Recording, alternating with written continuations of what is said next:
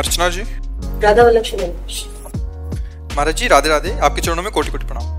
महाराज जी, एक बात मन में हमेशा आती है कि आपको इतनी तरह की पीड़ा से गुजरना पड़ा, उम्र भी कम थी तब भी, क्या कभी आपको वापस घर लौटने जाने का मन नहीं हुआ? कभी नहीं। उम्र में इस बात ने आपको टिकाया? कभी भगवान की कृपा से एक भी ऐसा नहीं आया कि मैं घर जाऊं। बस यही, जब कभी हम टूटे हैं तो कोई न कोई हमको भगवान उपदेश दे दिए किसी न किसी रूप में। जैसे हम बिठूर में गंगा के किनारे थे तो एक दिन एक शराबी हमें मिले, शराब पिए हुए थे और गए इधर आ। अब 17-18 की अवस्था, नए बच्चे थे। बल तो इतना था कि अगर ये कुछ उद्दंडता करेगा तो संभाल लेंगे। कोई मतलब ब्रह्मचर्य और दंड बैठक मारते थे तो बल तो था ही ऐसा कि अगर जरा भी उद्दंडता करेगा तो संभल जाएगा, कोई ज्यादा है नहीं। तो निर्भय होकर नजदीक गए, कहा हमारे साथ चल। तो कौतूहल ऐसे खेल वश हम उसके साथ चले गए।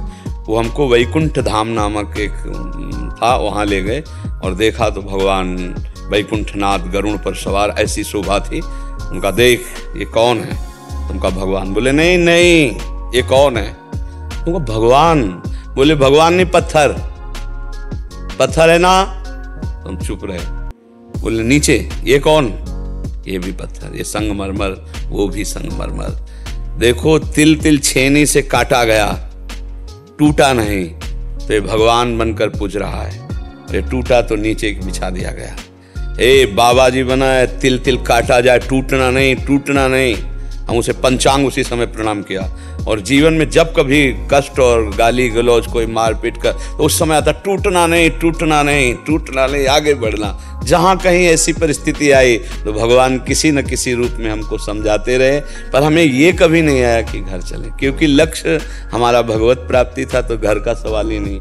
किसी दुख से ऊब कर घर जाने की बात तो तब आवे जब हम सुख के लिए बाबा जी बने हों। हम तो भगवान की प्राप्ति के लिए, तो हमारा जीवन इसीलिए कष्ट में रखा गया कि अगर वो अनुभूतियाँ ना होती तो आप यहाँ बैठकर न सुनते। अगर हमको ठोंक बजा करके कसा गया तो समाज में बजवा रहे हैं ना प्रभु। मटकी को धूप में तपाकर का आवे में जला करके कुम्हार जब पक्का कर लेता तब बाजार में टन टन टन करके कहता है ये 20 रुपये के गरज है तो ले जाओ। ऐसे भगवान अपने भक्तों को ठोक बजा के मजबूत करके समाज कल्याण के लिए उतार देते हैं। तो अगर हमें अनुभव ना होता ज्ञान मार्ग का, भक्ति मार्ग का, जीवन का अनुभव, तो ये जो आज लाखों हजारों लोगों का जो भाव परिवर्तन हो रहा है, जो भगवत मार्ग में चल रहे हैं, ये कैसे चल पाते?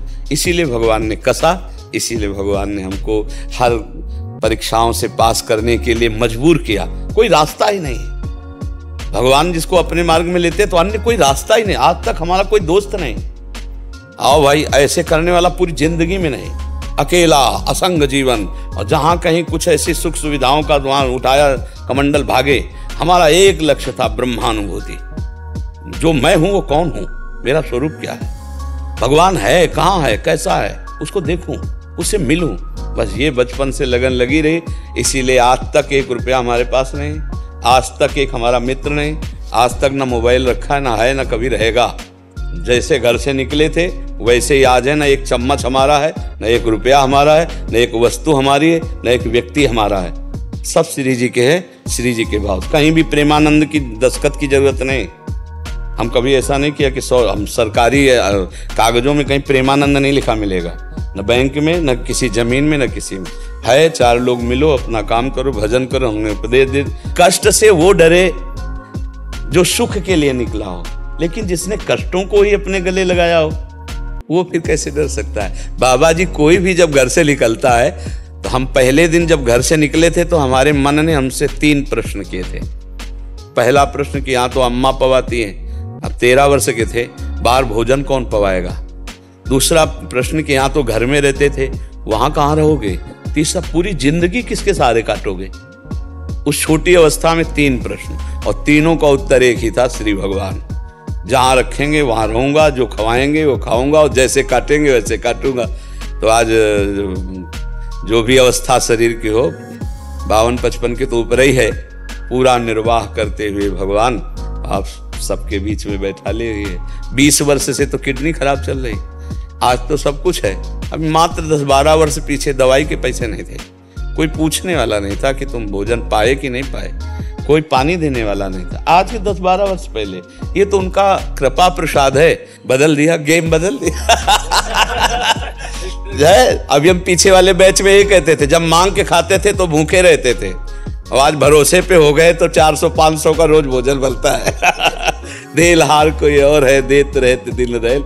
और आपको सच्ची बताएं, जब कभी हमें कष्ट पड़ा है तो जैसे दुख में अपनी माता बच्चे को गले लगा लेती ना, ऐसे भगवान का हमें प्यार मिला है।